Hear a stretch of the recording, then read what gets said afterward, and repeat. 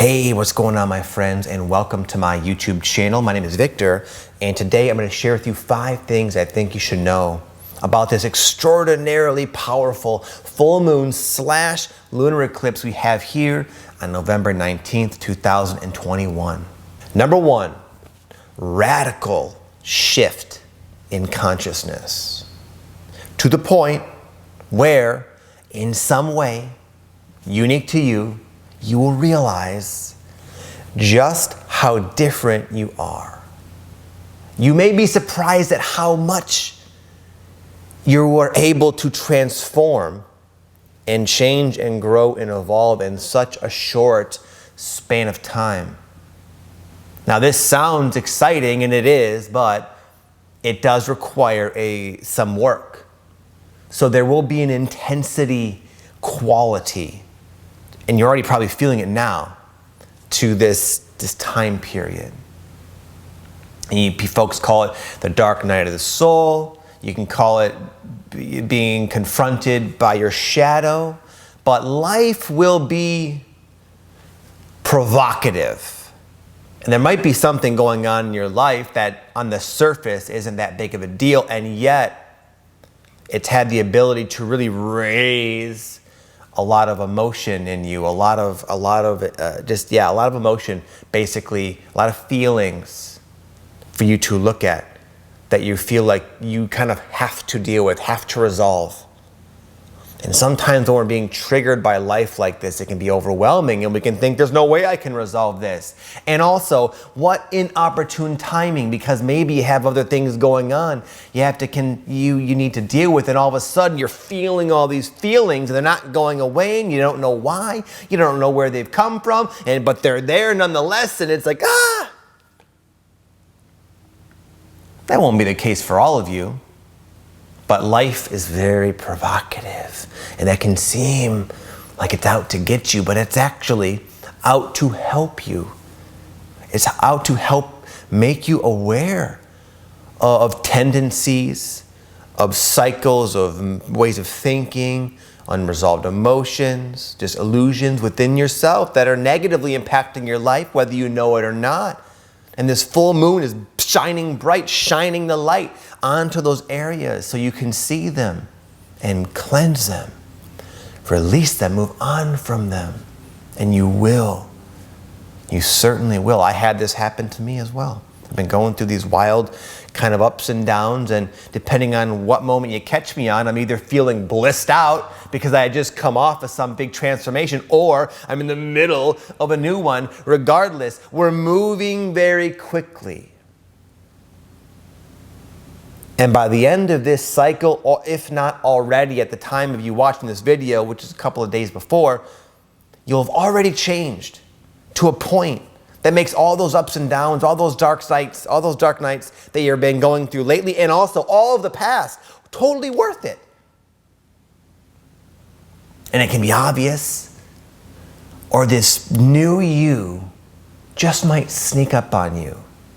Or maybe it's something you say, or some look you catch yourself giving yourself in the mirror, or it could be some little benign situation that makes you realize, holy cow, I never knew I'd be able to get this far.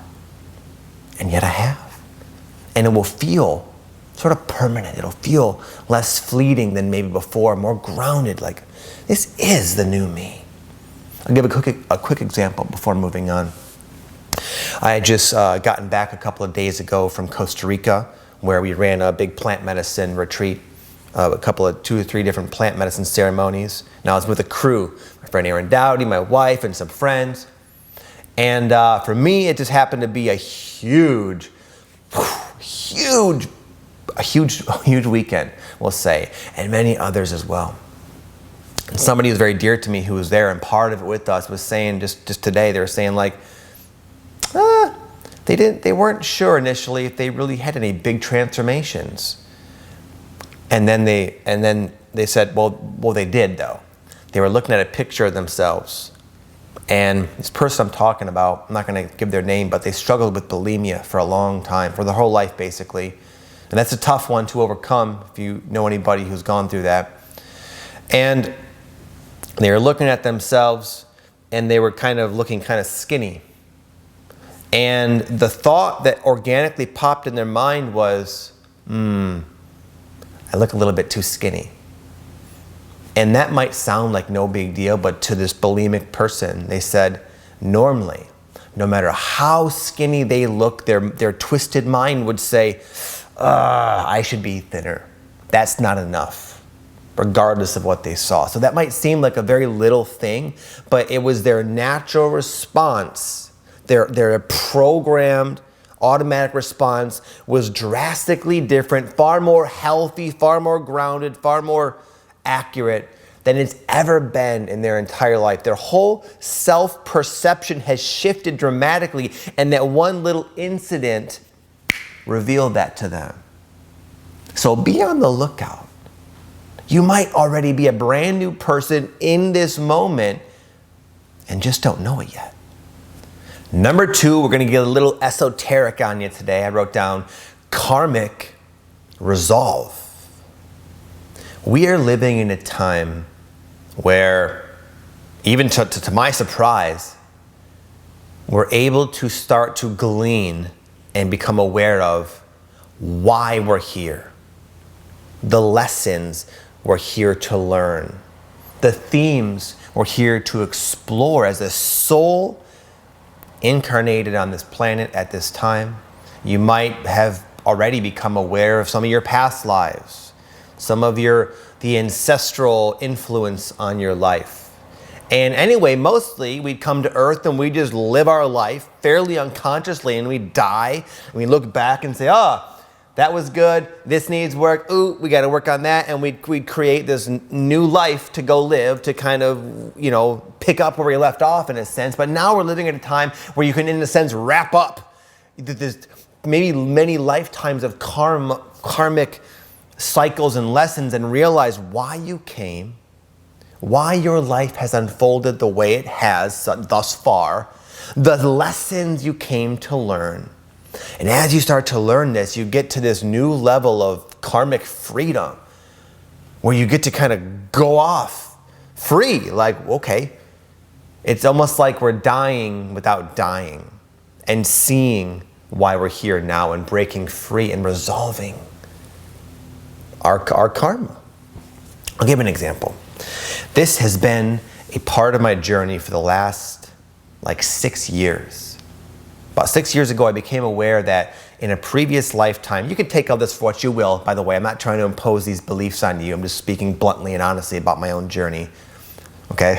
But about 6 years ago, I became aware that I lost my family in a different lifetime. Not only that, but I believed it was something of my own fault, there was some kind of neglect on my part.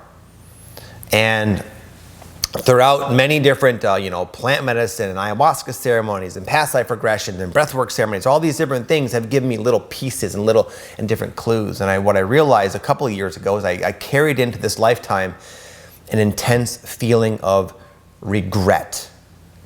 Like whatever happened, I don't know exactly how it all went down, I carried that into this lifetime. And consequently, I've had a lot of fear and paranoia about something happening to my kids, a lot of guilt.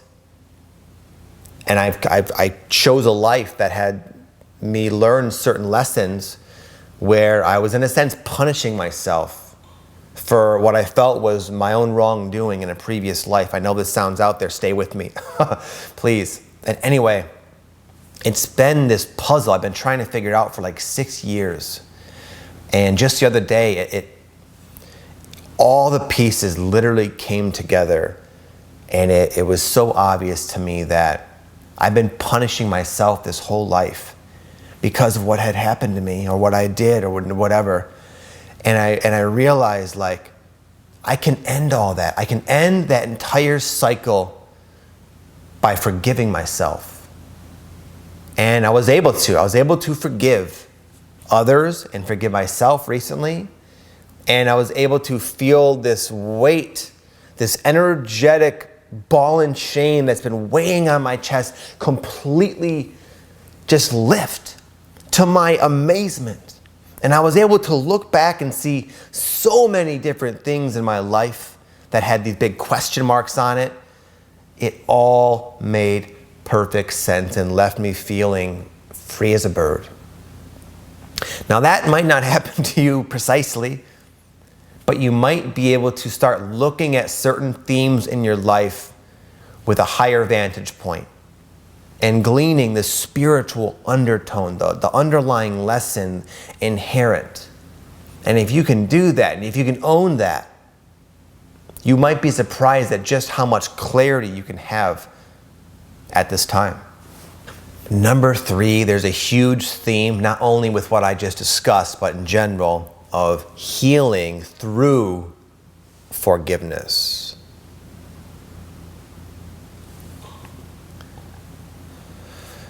We live on an earth where there's a lot of unconscious people. Most of us, to some degree, have grown up with unconscious parents, and we're unconscious still somewhat ourselves. But the results of that is a lot of pain, a lot of suffering, a lot of trauma, a lot of wrongdoing. And even though we're always doing our best, we all know that on some level, doesn't mean the things we experience didn't still hurt. The narcissistic abuse from your spouse, maybe. The abusive father or mother, or the friend that just used you and dragged, the boss, whatever. We all have been wronged through life and experienced injustice. And on one hand, it's very important to become aware of that it's okay to be upset about those kind of things and express our emotion and express our anger and allow ourselves to feel like this was not freaking fair. And that could be a huge step for a lot of you, acknowledging the anger that you might have inside of you. That happened to you. But beyond that, a way to truly clear this and truly lift above it is to forgive. Forgive those that have wronged you. And it might feel like you can't. I know there are certain things that happen in my life where I never thought I would honestly be able to forgive. Even though I would have liked to have, and I could see the value in doing so, I didn't think realistically it was going to happen. And yet, it has. I'm not going to say who or for what, but there was a person in my life that was able to finally forgive, to my own amazement. And as I forgave this person, it was kind of tied in a lot with what I said before, but it was amazing. It was like this amazing experience of freedom and expansiveness I felt through forgiveness. And to forgive, it requires a high level of empathy and understanding. And this full moon is shedding so much light that you might be able to start to look at these people, these wrongdoers, these experiences you've gone through in a completely different light and see more clearly what led up to that. And sometimes understanding is enough to make forgiveness kind of a no-brainer. And if you can really go far with this, you might even be able to forgive yourself for whatever.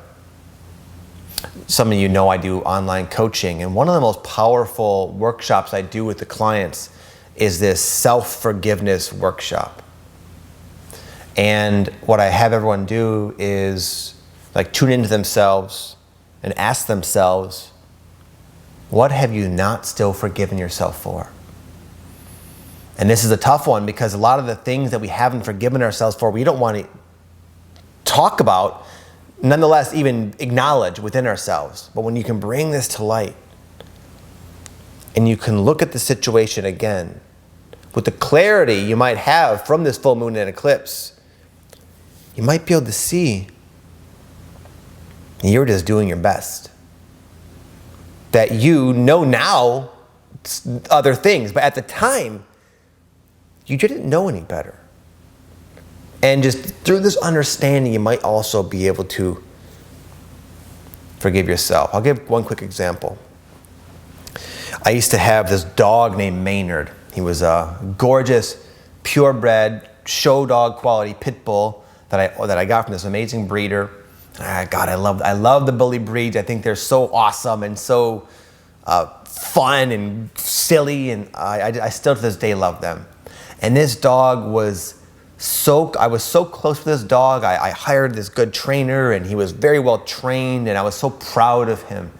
And I loved him with all my heart. And, you know, we had kids, and a lot of the people would say, what are you going to do with the dogs? And I was like, nothing. The dogs are awesome. They're fine. And for a long time, they were. My daughter would, I have hundreds of photos of my daughter cuddling with the dog and sleeping with the dog. And the dog was so docile with Maya, my daughter, and I trusted the dog so well with my family. But all of a sudden, one day, out of the blue, he attacked my daughter in a very intense bulldog, very dangerous red zone-like way. And it was a miracle that my daughter was unscathed. She was okay completely. But if there was a 1 second difference in the way it all went down, it would have been maybe fatal for my daughter. And I'm not trying to get too serious with you, but anyway, I couldn't in good conscience keep this dog. I had to have him put down. He just snapped, and it was, I couldn't trust him around my family, let alone other people. So it was the hardest thing I ever had to do. And for the longest time, I blamed myself, and I can look back, and there were things, a lot of lessons I learned with that. I had this egoic, I had this sort of ego inflation by having this powerful dog, and there was many things, without getting too deeply into it, that I learned that it was sort of in a sense my fault. Like there were things I could have done differently, unconsciousness of my own at play. And anyway, as I later through life, I became aware of my role in this, I was so hard on myself. But I realized at some point, like, I did the best I could. I love my daughter. I love the dog. I did the best I could. And it went down that way, and it was painful. But I learned a lot from that. My dog, believe it or not, comes to me in my dreams constantly. I have a very close relationship with this dog, Maynard. And anyway, I realized, like, if me holding on to that regret, it's affecting the way I am as a human being now. And I came to this point where I had to let it go. I had to forgive myself because it was preventing me from moving on. And it was something I never thought I could do, but I did. Anyway, so maybe there's something that you are holding on to within yourself. And I'm telling you right now, man, if you can allow yourself to re-explore that, you very well might have new insight, new understanding, new levels of understanding that will allow you to finally transcend that. And as I explained earlier in the video, that self-forgiveness, at least for me, has been the most noticeably lightening, vibrational raising, transformational type of thing I could have ever done. And I hope for your sake you're able to do that for yourself. Number 4, through all of this, you might find yourself falling back in love with you, with yourself. I'll give an example. Earlier, about a week ago or so, one of the big themes I was wrestling with was my social anxiety. It comes and goes. Some of you who have it, you know what I mean. And I've just, in the last month, been put in a lot of different social situations where I realized how introverted I actually am. And in this last week, I realized how much of a problem I've made that. Because I just happen to find myself constantly around extroverts. And I would compare myself. Why am I so quiet? And for a lot of my life, I would sort of force myself to talk at times that didn't really feel natural to me. And I guess I was aware of the inauthenticity or that discrepancy, and that would create this anxiety because I knew I was sort of being kind of a phony. But I was like, why am I so quiet? Why don't I talk more? And I do talk sometimes. Not that I just sit there all day, but I talk less than most extroverts. And anyway, I was talking to my good friends about this and talking about it as if it was a problem. And all of them I could see kind of squirming in their seats, like waiting to chime in and give their 2 cents. And they all did. My friend Aaron and Heather and Matt and my wife Patty, they're like, Victor, we love the way you are. We think it's cool and unique that you are the way you are. They say you just chill. They say you just chill.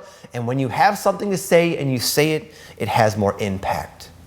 And a lot of them some of them are extroverts, and they said we wish we were a bit more like that, a little more embodied, a little more calm. And anyway, I could see the honesty in the way they were all explaining this, and it got me thinking, like, maybe, just maybe, the way I am, the way I'm wired, isn't a problem after all. And I started to really embrace, for the first time in my entire life, who I naturally am. And as I started to embrace that, I started to really just feel amazing, basically. I started to actually talk more.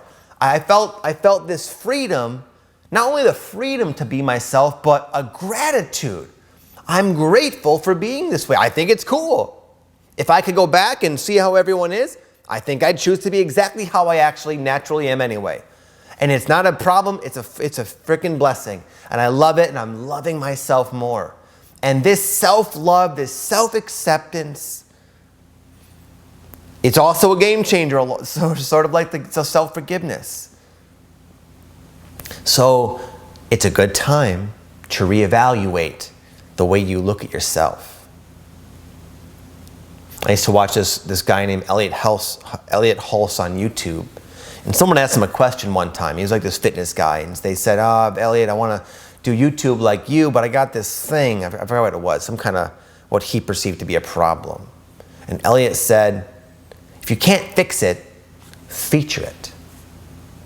For example, Arnold Schwarzenegger. A lot of you know him. He was the first Mr. Olympia in bodybuilding, I believe, at least one of the main ones. And he became the governor, famous actor. We all know who he is. And at one point, he wanted to be an actor. And people said, you can't. Your Austrian accent is way too strong. You gotta dumb it down. You gotta become more Americanized if you want to make it in Hollywood. And for a couple of his auditions, he tried that. He tried to blunt and diminish who he was to appease the others. And then I forgot which movie. I want to say it was Conan the Barbarian or something. There was one audition where he said, you know what, screw it. This isn't working for me. I'm just going to be myself. I'm going to talk the way I talk and let the cards fall as they may. And he finally did. And all of a sudden, he became famous for that, what he perceived to be initially a problem. He embraced who he was, and look at where he went. Number 5, not taking no for an answer. What comes to mind is this person I know. I'm not going to say her name in case she doesn't want me to. But she has this strong passion to help the deaf community experience plant medicine. She's a translator. She can do the sign language. And she came to a retreat of ours last November, and then she wanted to come to this recent one, a couple weeks ago. And she wanted to bring her deaf friend. And she said, Victor, I'll do everything. I'll translate. It's going to be good. And we went through a lot of ups and downs trying to come to the right decision, whether we were going to let her and her friend come or not. On my end and my friend's end who are running it, there's a lot of different things to consider. We wanted to kind of make sure it's going to be okay for everybody else and not distracting. And we were running into a lot of resistance. And at some point, a couple of months ago, we came to this conclusion that, I'm sorry, but we're not the right fit for you and your friend. And we told her no. In fact, I sent her like a 3-minute voicemail, kind of breaking it to her, saying, I'm sorry for this reason and this other one. We're going to have to say no. And I wish you well, and I hope you find what you're looking for. About a half hour later, ding, it was her. And it was like her message was basically not taking no for an answer. She was like, listen, Victor, I hear what you're saying, but this, that, and the other. And I admired her persistence. She was very convincing in what she said to me. And I found myself really surprised because I was already kind of set on the decision, but I changed my mind. I said, you know what? Maybe there was something here. I was impressed with her level of perseverance, and what she said made sense. So I said, you know what? Let's give it a try. And I was sitting there on the last day of the retreat, I was watching her signing and translating to her friend. And I just sort of like, I just saw her for the first time, it felt like. She was standing up there signing, and she was truly in her element. And she had so much joy and so much passion, and you could tell she felt so grateful to be there. There was just this energy around her that was inspiring and beautiful. And then I looked over at her friend, and her friend was just like taking it all in, and I could almost see her friend felt that same gratitude, like, thank God this all came to be. And her friend went through a truly life-changing transformation, and it was this beautiful example of perseverance, not taking no for an answer, in action. You as well might be sitting on what can feel like an impossible passion, something you have this burning desire to do, but your mind doesn't see how it's possible, how it could be done. And maybe you attempt it and your mind's opinion is confirmed and validated because, nope, see, it's not working out. Well, now is the time to not take no for an answer. Now is the time to find a way around, to find a way through, under, over, whatever. It's just to not stopping. Maybe it's just to keep running into the wall over and over, then the wall collapses. But I'll tell you what, my friend, your passion is strong enough to push through anything, any obstacle, and any barrier. And it is those barriers, those people saying, no, you can't do it, that will strengthen your resolve anyways and allow you to even be a fuller embodiment of what you came to do. The resistance is your friend. It's showing you, it's revealing what you're truly made of so that your foundation is solid and that your purpose can succeed and be impactful for the world, whatever that might be. And it doesn't have to be flashy. You don't have to help 1 million people. You don't have to save the oceans all by yourself. You just have to go in the direction that feels right for you, regardless of the walls you run up against. And they're there sometimes, and sometimes they can be quite tall. But the taller the wall, the more the growth, the more you find yourself along the way, and the more impact you can have in a more stable way. Anyways, my friends, I found that story very inspiring. I hope you do as well, and I wish you well. Have an amazing day, a beautiful journey. Much love to you all. Peace.